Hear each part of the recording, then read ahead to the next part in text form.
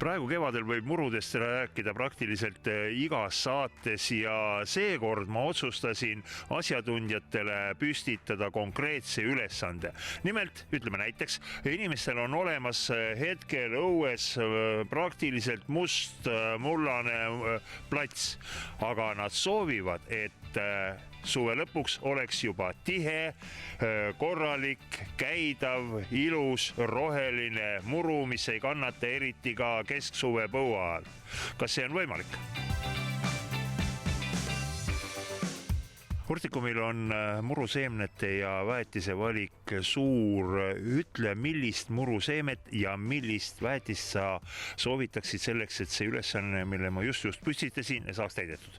Laste ja lemmikloomadega kodudes soovitaksin kindlasti trallimuru. See on meil ka kõige populaarsem murusegu.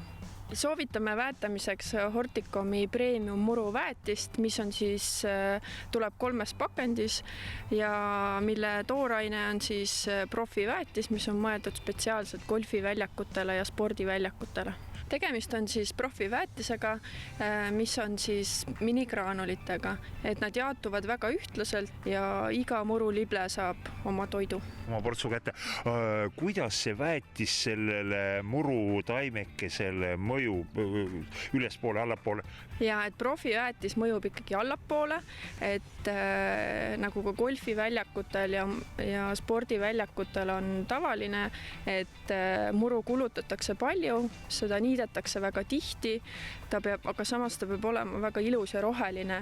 Et sellepärast on ka see muruväetis spetsiaalne juure kasvataja, et see juur võib kasvada kuni 15 centimeetri sügavuseks. Et kui tuleb kesksuvine põuaaeg, siis muru kolletub palju aeglasemalt ja taastub oluliselt kiiremini. Teil on siin väljas need Easy Green kotid, seda nagu nimeliselt maininud ei olegi?